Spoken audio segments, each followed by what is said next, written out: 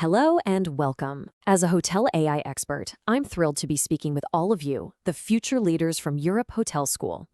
Now, I've seen firsthand how just a single line in a technology contract can literally make or break a hotel's entire year. Mastering these agreements, well, it isn't just some administrative task. It's one of the most critical leadership skills you can have. And today, we're going to dive deep into exactly how you do it.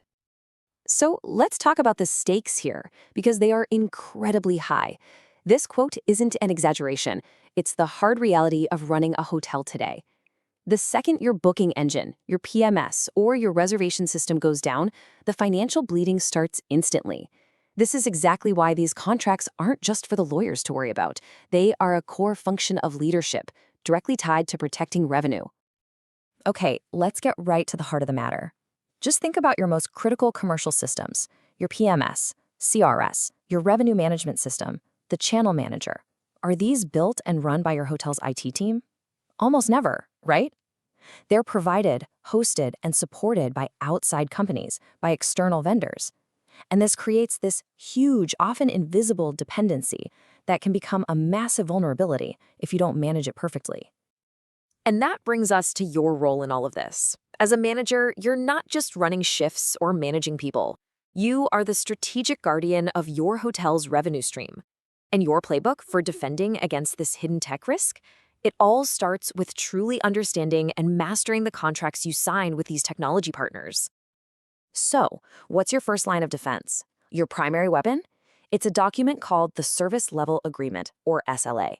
The best way to think about it is as the blueprint for your contractual fortress, a structure designed specifically to protect your hotel when things go wrong. So what exactly is an SLA? It's not just a bunch of legal jargon. It is a binding promise. It's a guarantee in writing from your vendor that their system will perform at a certain level. It covers how often the system is running, that's uptime, and what happens when you need help. And let me be really clear about this. It is the single most important document you have to shield your business from the chaos that a technology failure can cause. A really strong, protective SLA is built on 3 pillars. These are your non-negotiables. You have to guarantee uptime, you have to clearly define support, and you absolutely have to own your data. If you can get these 3 things right in your contract, you are 90% of the way to being completely protected. So let's break each one down. First up, uptime. Vague promises like, our system is very reliable, are completely worthless. You need a specific number in the contract.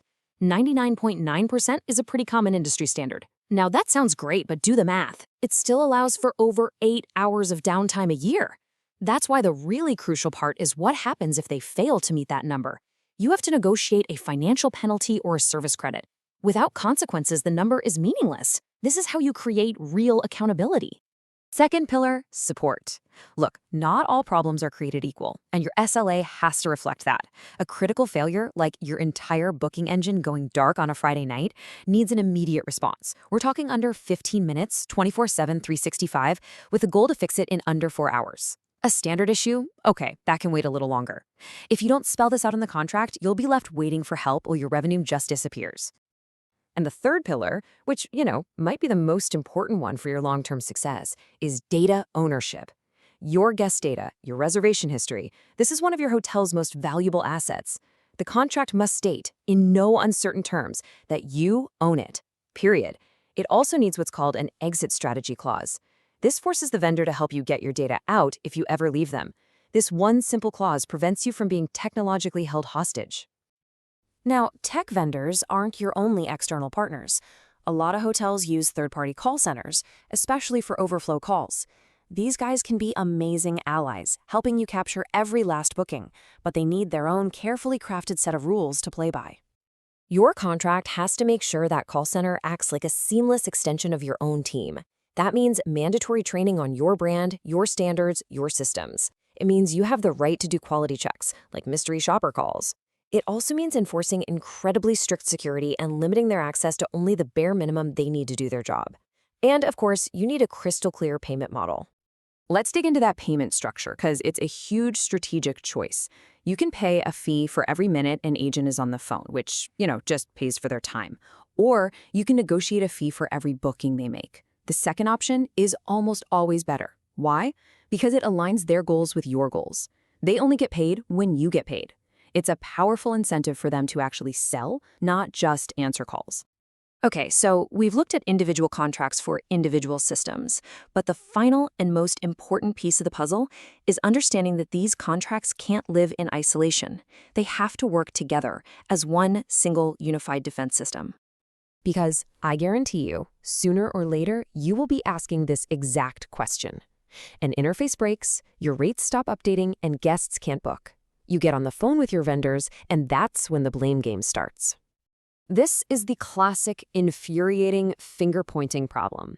Your PMS vendor blames the CRS vendor blames the channel manager.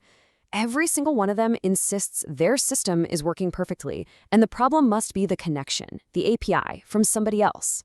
And while they all argue, you're the one caught in the middle, losing money with every minute that ticks by. The solution is to get ahead of this, way back in the contract phase. You have to mandate what's called end-to-end accountability. Your contracts need to be incredibly specific, defining exactly which vendor is responsible for the health of each and every one of those digital handshakes between systems. This completely eliminates the gray area and forces them to work together to fix things. So, the main thing to take away from all this is a shift in mindset. Your contract strategy isn't just administrative paperwork. It is a proactive, defensive financial exercise. You are literally building a fortress to guard your hotel's most vital asset, its ability to make money from the constant threat of disruption. And so I'll just leave you with this one final thought. As you move into your careers, you are going to be the ones making these calls, signing these documents, and they will have real, immediate financial consequences. So the question is, will you let your contracts be a hidden liability waiting to cause a problem, or will you forge them into your greatest strategic asset? The choice is going to be yours.